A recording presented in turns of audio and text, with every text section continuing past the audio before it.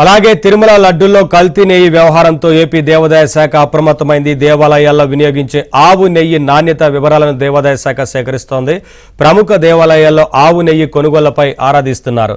ధరల వివరాలపై దేవాదాయ శాఖ ఉన్నతాధికారులు సమాచారం సేకరిస్తున్నారు. ప్రముఖ దేవాలయాల్లో వినియోగించే ఆవు నెయ్యిని విజయ, విశాఖ తదితర డైరీల్లోనే కొనుగోలు చేస్తున్నట్లు వెల్లడించారు. ప్రముఖ దేవాలయాల్లో వినియోగించే ఆవు నెయ్యి కొనుగోలులో తీసుకోవాల్సిన జాగ్రత్తలపై విధి విధానాలను ఖరారు చేసే యోచనలో దేవాదాయ శాఖ ఉంది. ఇదే అంశానికి సంబంధించి మరింత సమాచారం మా కరెస్పాండెంట్ సుంకన్న అప్డేట్స్ అందిస్తారు లైవ్ ద్వారా. సుంకన్న.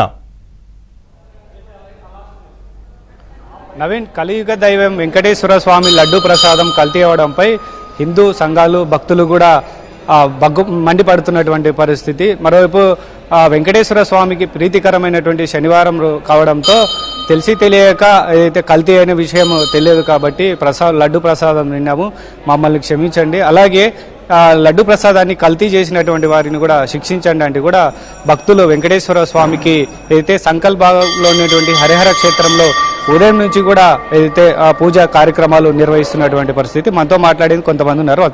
ఇది వెంకటేశ్వర స్వామి లడ్డు ప్రసాదం అనేది ఎంతో మంది సెంటిమెంట్తో భక్తుల మనోభావాలతో కూడుకున్నటువంటి అంశం. ఇప్పుడు కల్తీ లడ్డు కావడం పైన కూడా మీరేం చెప్తారండి? కోటాను కోట్ల ఆరాధ్య దైవం అటువంటి సాక్షాత్ శ్రీ వెంకటేశ్వర స్వామి ప్రసాదం అంటే ప్రపంచంలోని యావత్ హిందువులందరూ కూడా ఒక భక్తి శ్రద్ధలతో తీసుకున్నటువంటి ప్రసాదం.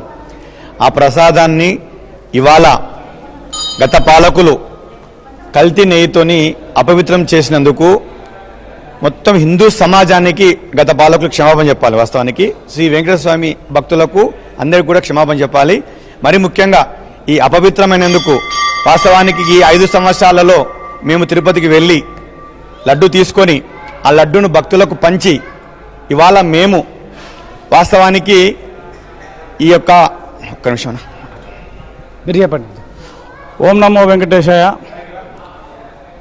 గత ప్రభుత్వంలో కలియుగ శ్రీ లక్ష్మీ వెంకటేశ్వర స్వామి తిరుమల తిరుపతి ఆరాధ్య దైవమైన వెంకటేశ్వర స్వామి ప్రసాదం అనేది అపవిత్రం చేయడం జరిగింది. దీంట్లో జంతు కళేబరాలతో తీసిన నూనెతో దాటితో లడ్డు తయారు చేసి వేలాది మంది కోట్లాది మంది భక్తులు అది ప్రసాదంగా స్వామివారికి నివేదన ఇచ్చిన తర్వాత అది అక్కడి నుంచి స్వామివారి నుంచి తీసుకొని వచ్చి ఇంటి దగ్గర ఉన్న భక్తులకు చుట్టుపక్కల ఉన్న వాళ్ళకంతా ఇచ్చేస్తుంటారు. అలా అపవిత్రం చేసిన గత పాలకులంతా వారి మీద కఠిన చర్యలు తీసుకోవాలి. అలాగే తిరుపతి దేవస్థానమే కాకుండా సింహాచలము, తర్వాత శ్రీశైలము, అన్నవరము, తర్వాత విజయవాడ కనకదుర్గమ్మ, ఇట్లా ఏ పవిత్రమైన దేవాలయాలు ఉన్నాయో అన్ని చోట్ల కూడా ఈ ప్రసాదాలు స్వామికి అమ్మవార్లకు నివేదన ఇచ్చినవి నాణ్యతతో కూడినవి అక్కడ తయారు చేసిన తర్వాత వేద పండితులతో అక్కడ స్వామి దగ్గర నివేదన ఇచ్చి ఆ నివేదన ఇచ్చిన ప్రసాదాన్ని తీసుకుని పోయి ప్రసాదంలో కలిపి ఆ ప్రసాదాన్ని తయారు చేసి భక్తులకందరికీ ప్రసాదంగా ఇస్తుంటారు. కనుక ఈ విధంగా పవిత్రత చెడిపోయినందుకు పాలకులు దీని మీద ఇప్పుడు మన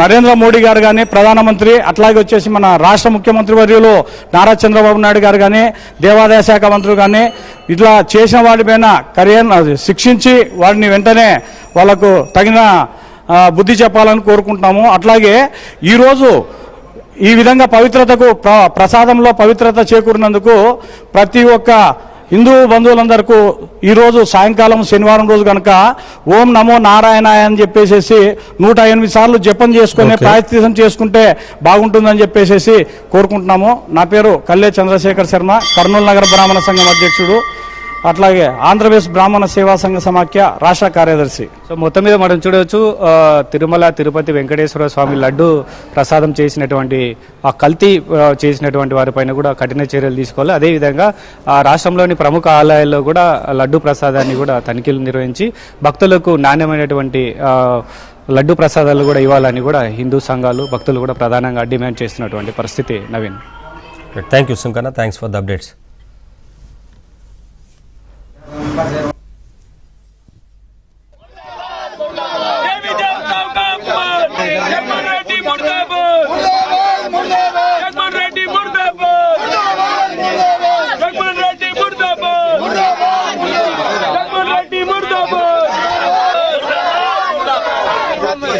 जगमोहन रेड्डी मुर्दाबाद।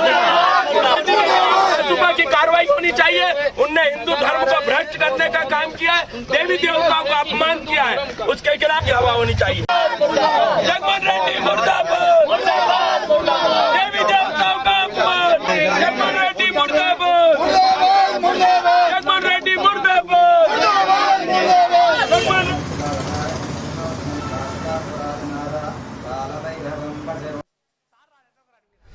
తిరుమల లడ్డు కల్తీ వ్యవహారంపై దుమారం తీవ్రమవుతోంది. లడ్డు వ్యవహారంపై ప్రపంచవ్యాప్తంగా భక్తులు ఆగ్రహం వ్యక్తం చేస్తున్నారు. దేశవ్యాప్తంగా నిరసనలు కొనసాగుతున్నాయి. తిరుమల పుణ్యక్షేత్రంలో ఇంత అపచారం జరిగిందా అంటూ మండిపడుతున్నారు. అటు జగన్ నిర్వాకంపై దేశవ్యాప్తంగా భక్తులు భగ్గుమంటున్నారు. సిబిఐ విచారణకు డిమాండ్ పెరుగుతోంది.